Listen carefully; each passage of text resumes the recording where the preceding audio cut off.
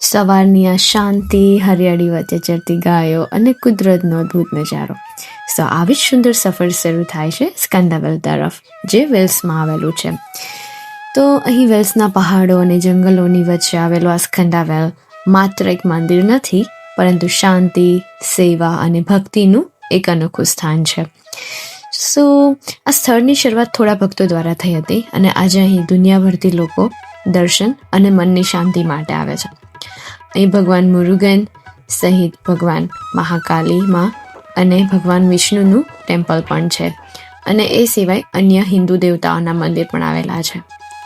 સો સ્કંદાવેલની સૌથી ખાસ વાત એ છે કે અહીં માત્ર આધ્યાત્મિકતા જ નહીં, પરંતુ કુદરત પણ તમને પોતાની નજીક હોવાનો અહેસાસ કરાવે છે.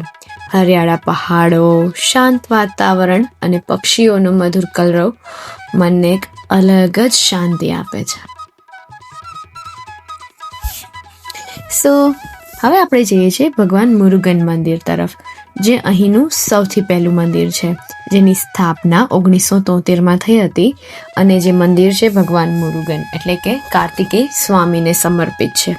ભગવાન મુરુગન શૌર્ય, જ્ઞાન અને વિજયના દેવ માનવામાં આવે છે. તો આ વેલ્સની હરિયાળી પહાડીઓ વચ્ચે આવેલો મંદિર માત્ર હિન્દુઓ માટે જ નહીં, પરંતુ દરેક ધર્મના લોકો માટે એક આધ્યાત્મિકતાનું કેન્દ્ર છે. અહીંનું ભક્તિમય વાતાવરણ અને કુદરતી સૌંદર્ય મનને એક અનોખી શાંતિનો અનુભવ કરાવે છે. તો ચાલો ભગવાન મુરુગન સ્વામીના દર્શન કરીએ. સો ફાઇનલી મુરુગન સ્વામીની આરતી બહુ સરસ રીતે પતી. સો બેઝિકલી કોચ પાર્ક યા તો કાર પાર્કથી temple is like 25 minutes walk and it's like a hillside. So ઉતરવામાં ઇશ્યુ નથી, પણ ચડવામાં it's quite hard. So you really have to be quick, because next aarti છે મહાશક્તિ ટેમ્પલ. ઇટ્સ અબાઉટ 6:30 અને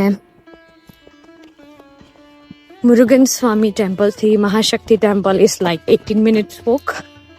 સો you really have to be quick. So yeah લાઈફમાં પહેલી વાર મુરુગન સ્વામીની આરતી કરી and I feel so blessed. It's so different, but it's so peaceful. સાથે સાથે આ નેચર બહુ જ સુંદર છે.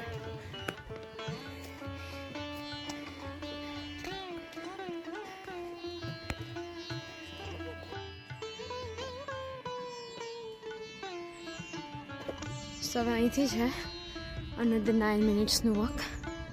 સો let's do it and race to the Mahashakti temple.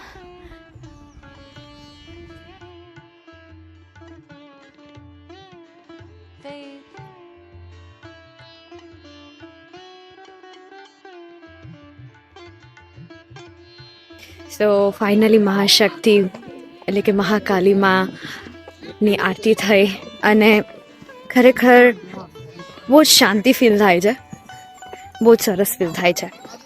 અને હવે નેક્સ્ટ છે પ્રસાદમ, જે અહીંયા આ લોકો ઓફર કરે છે, પ્યોર વેજીટેરિયન. અને આફ્ટર દેટ વિષ્ણુ ટેમ્પલ જવાનું છે અને ત્યાં વિષ્ણુ ભગવાનની આરતી છે, જેમનો ટાઈમ છે 9:30. તો આફ્ટર પ્રસાદમ આપણે વિષ્ણુ ટેમ્પલમાં વિષ્ણુ ભગવાનની આરતી કરીશું. અનફોર્ચ્યુનેટલી કેમેરાઝ, ફોટોગ્રાફી કંઈ પણ અલાઉડ નથી. So you can't take any clips, any videos inside. But darshan is just amazing. And I would say it's definitely worth coming Skandavelli. નેચરના એક્સપિરિયન્સ સાથે સાથે ભગવાનના દર્શન. સો એક આધ્યાત્મિક અનુભવ કરવા જેવો છે. અને નેચર એક એવી વસ્તુ છે કે જ્યારે તમે વોક કરો ગ્રીનરી સાથે, it gives you kind of piece in your heart. એક ઠંડકનો અહેસાસ થાય હૃદયમાં, આંખોમાં. એ મને હાલ થઈ રહ્યો છે. એટલી સુંદર હરિયાળી છે. હા, એક વસ્તુ છે, વોક થોડું છે, થોડો હિલ એરિયા છે ઇન બિટવીન મહાશક્તિ ટેમ્પલ અને મુરુગન સ્વામી ટેમ્પલ વચ્ચે. પણ મુરુગન સ્વામી ટેમ્પલ, વિષ્ણુ ટેમ્પલ બંને નજીક છે. But after you finish Mahashakti temple and Mahakali Ma Aarti, you have to go again down to have some prasad and Vishnu Aarti. Last month એ લોકો અહીંયા ગણેશ ઉત્સવ સેલિબ્રેટ કરતા હતા અને આ મંથ ભગવાન શિવનો ઉત્સવ ચાલે છે, જેમાં એ લોકો અર્લી 5 o'clock શિવ અભિષેક કરે છે એટ મુરુગન સ્વામી ટેમ્પલ. સો આ એક લાવો લેવા જેવો છે. If you have a time for one day here to stay in Skandavel, you can just get Airbnb or something and just stay one day and experience that. It's definitely worth it. You can see a hill chair to go downwards to the Murugan Swami temple.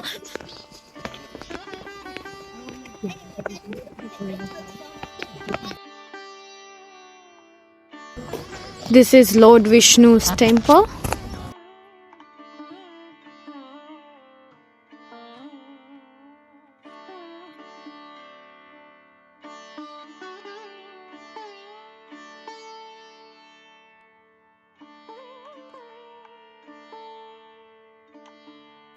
So finally, Skandavelna 3 main temples: ભગવાન શ્રી રંગનાથ, મહાકાલી માતાજીનું મંદિર અને મુરુગન સ્વામીનું મંદિર.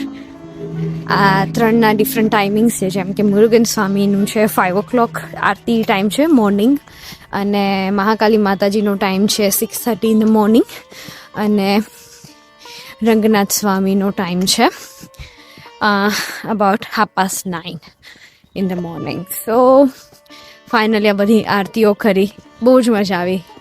It gives you a unique experience.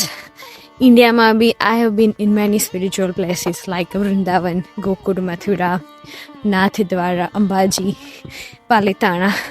But it's India, and India have definitely that kind of spiritual vibes. There is no doubt in that. But being in a UK and finding this kind of beautiful place in Wales is blessing. So if you are in UK, definitely should come to the Wales once to visit the beautiful Skandavel temple. I think even the one day is not enough because the nature is absolutely beautiful. You just don't feel like to go out of this place.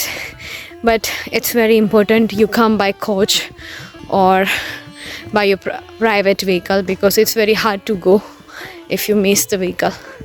So let me give you a last glance of this beautiful nature.